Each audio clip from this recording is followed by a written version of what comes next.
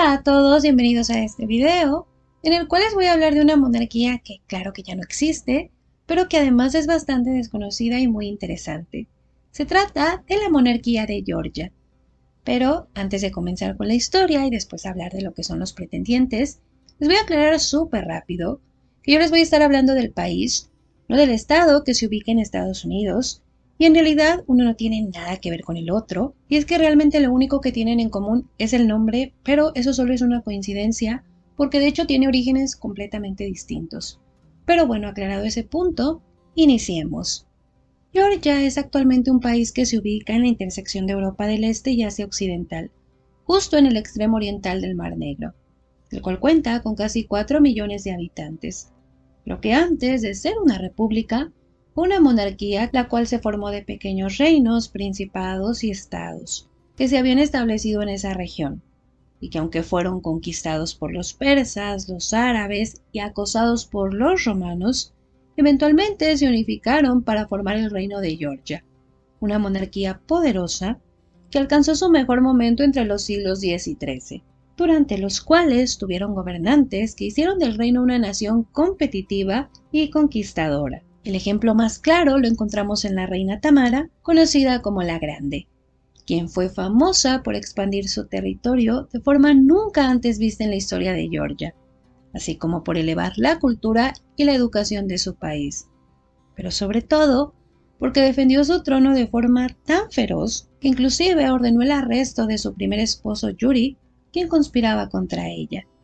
Pero más allá de las cuestiones personales, el legado de Tamara fue tan grande que Georgia llegó a ser considerado un imperio, hasta que la monarquía comenzó a colapsar en el año 1340, cuando fueron invadidos por los mongoles, quienes redujeron el territorio dramáticamente, y para inicios del siglo XVI ya el reino se había dividido en una serie de estados, que incluía 5 principados, los cuales fueron gobernados por diferentes ramas de la misma familia real que había gobernado Georgia, los Bagrationi. Pero realmente eso no le dio ninguna estabilidad al territorio. Después llega la peste negra que arrasó con gran parte de la población, lo cual debilitó tanto el lugar que el Imperio Otomano y el Imperio Safávida invadieron fácilmente, y luego de unos años se terminaron dividiendo el territorio, el cual controlaban a través de los gobernantes de los reinos y se beneficiaron muchísimo de los ingresos, principalmente los de metales preciosos.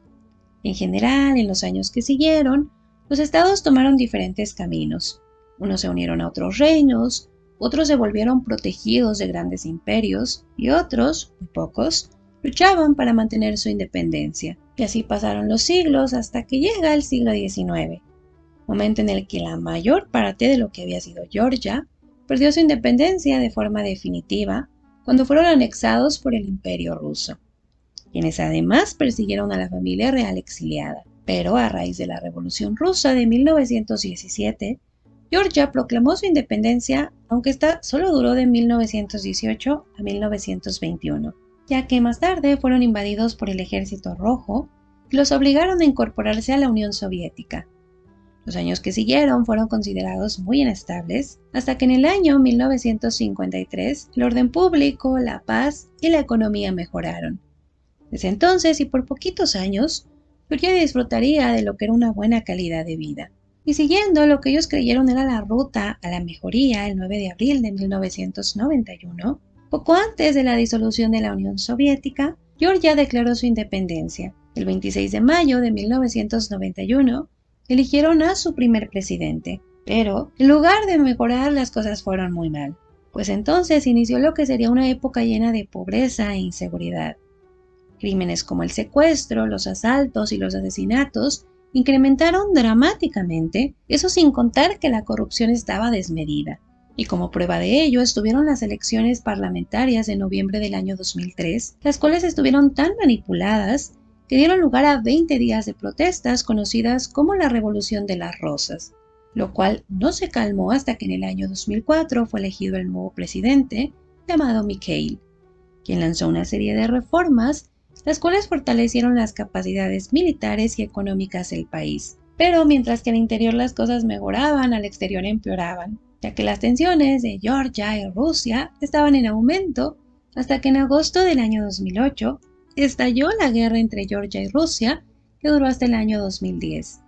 Desde entonces, Rusia ha estado ocupando una parte de Georgia, mientras que la otra parte, que sigue en desarrollo, es oficialmente una democracia que funciona como una república. Pero aquí no vamos a pasar directamente al árbol, primero les voy a aclarar algunas cosas. Las reglas de sucesión en este caso cambiaron muchísimo a lo largo de los siglos. Se dieron cuenta pues en general todo cambió, incluso la distribución del territorio.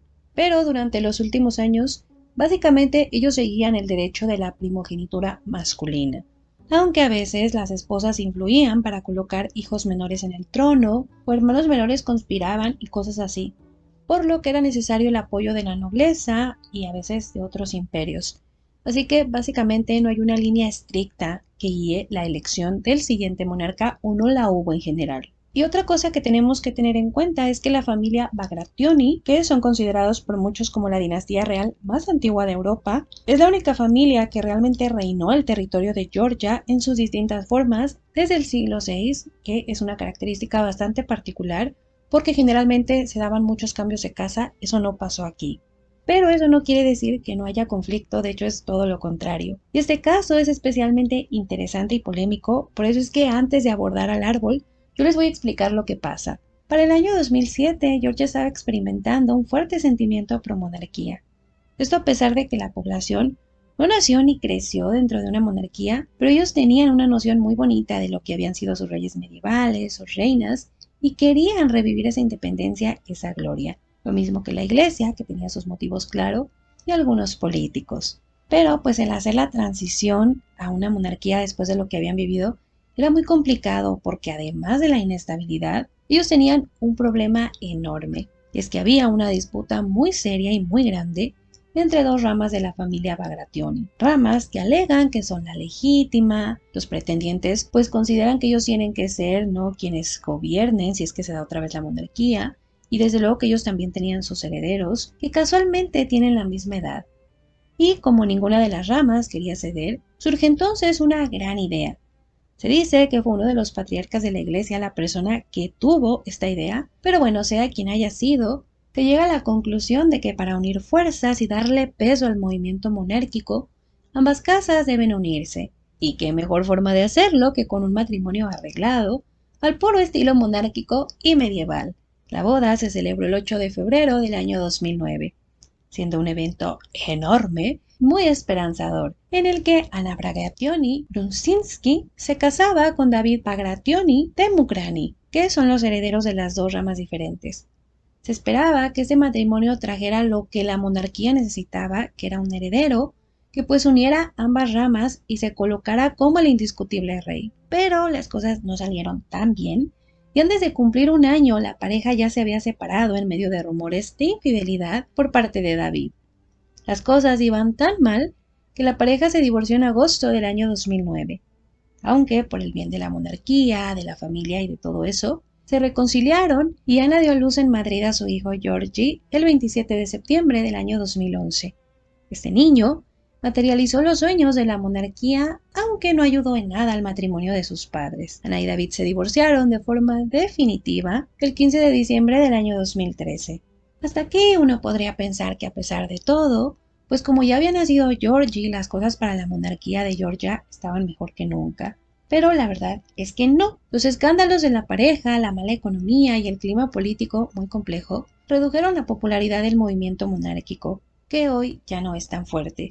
Y encima de todo, Ana y David siguen completamente peleados, no solo en privado y no solo por cuestiones personales, sino que ellos siguen peleando, cada quien que tiene el reclamo verdadero, han llevado esto hasta los tribunales y aunque han salido algunos veredictos, pues no se ha dado una solución definitiva. Y si ustedes están preguntando el por qué es la pelea, bueno, realmente ellos alegan muchas cosas. Ellos lo que quieren es que su rama sea reconocida como la verdadera, que ellos sean reconocidos como el verdadero pretendiente, para que en un caso muy hipotético pues puedan reinar esta monarquía que no existe. Y pues realmente alegan muchísimas cosas, muchísimas, pero yo me voy a ir a la razón principal de la pelea o dónde está enredado todo el asunto y para eso vamos a utilizar este árbol genealógico.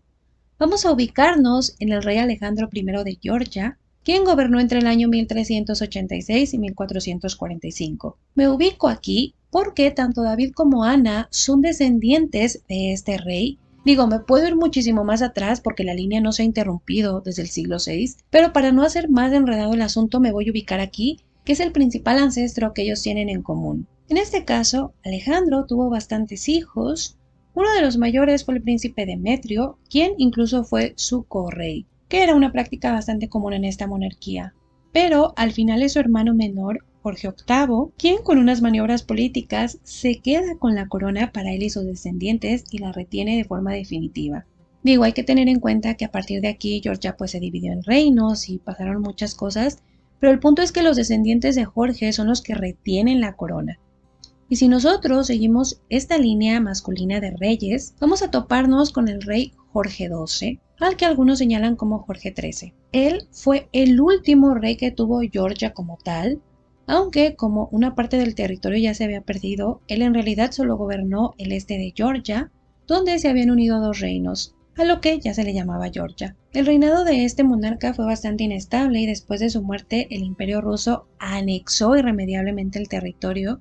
Por eso es que él fue el último rey. Claro que inmediatamente sus hijos mayores intentaron recuperar el trono, pero no lo consiguieron, y vemos cómo ya sus partidarios los consideraban los jefes de la Casa Real de Georgia, los pretendientes y así. Algunos, claro, que fueron muriendo sin descendencia legítima, solo dejan hijas que realmente no se acercan a la política y tampoco fueron apoyadas por ningún movimiento.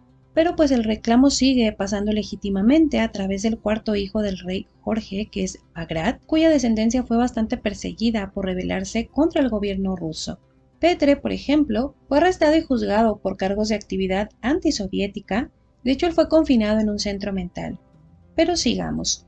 Tenemos aquí a su nieto Nuxar, al que algunos llaman príncipe. Él, como ustedes pueden ver en el árbol, es por vía patrilineal el descendiente mayor por primogenitura masculina del último rey, Jorge XII. También les voy a aclarar aquí rápido que en general todos los descendientes, aunque exiliados, seguían haciendo matrimonios que se pueden considerar dinásticos, porque se casaban con hijas de antiguos nobles de Georgia. Él no fue la excepción. Se casó con Leila Kipiani, quien además de ser actriz era descendiente de la familia noble Kipiani. Esta pareja, sin embargo, no tuvo hijos, sino que tuvo dos hijas. Por eso es que él había elegido al siguiente en la línea patrilineal como su heredero. Aquí se los muestro para que vean. Petrovich, quien era descendiente también de Jorge XII a través de uno de sus hijos menores, Ilia. Aquí lo están viendo ustedes. El detalle es que él ya falleció sin descendencia conocida y Nuxar, apoyado por algunos políticos y miembros de su familia, consideró a su hija mayor Ana como su heredera, lo cual pues no fue apoyado por todos porque no todos consideraban que una mujer debía ser una heredera.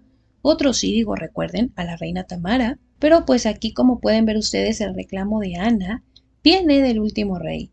Ella actualmente tiene 46 años, es periodista de profesión y dedica parte de su tiempo a la caridad. Claro que por los escándalos y demás, pues ella es una figura bastante conocida en Georgia, y antes de David, ella ya se había casado con Grigori Malania, quien también tiene ascendencia noble de Georgia a través de su madre, aunque no de importancia muy dinástica que digamos. Con él tuvo dos hijas y se divorciaron en el año 2007.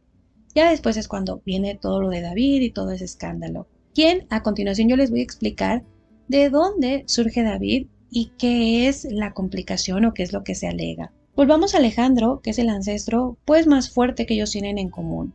Aquí, como les dije, uno de sus hijos menores pues básicamente se quedó con el trono, no a la mala, pero sí no le correspondía en un tema de edad y en un tema de elección, pero al final se lo quedó, que fue Jorge, aquí lo tienen, que pues es de donde desciende Ana. Pero los descendientes de su hijo mayor Dimitri, quien, como les dije, de hecho fue su cogobernante, pues ellos siguieron ahí, gobernando pequeños territorios, buscando el trono, aunque no conspiraron ni nada y eventualmente se conformaron con ser príncipes de Mukran, que les permitió crear una rama menor de la familia real. Y cuando Georgia fue anexado por los rusos, ya los descendientes exiliados de esta rama menor también comienzan a reclamar la jefatura de la casa real.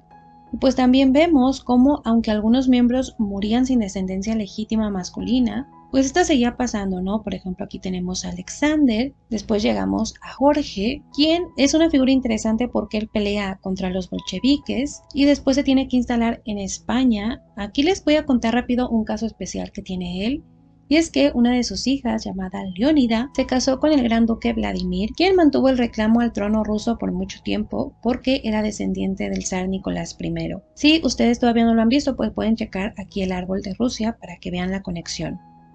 La hija de esta pareja, que tiene sangre real rusa y pues también de Georgia, es la gran duquesa María. Ella es quien actualmente mantiene el apoyo de la Iglesia Ortodoxa rusa y quien disputa la jefatura de la casa Romanov. Aquí ven a su hijo y heredero.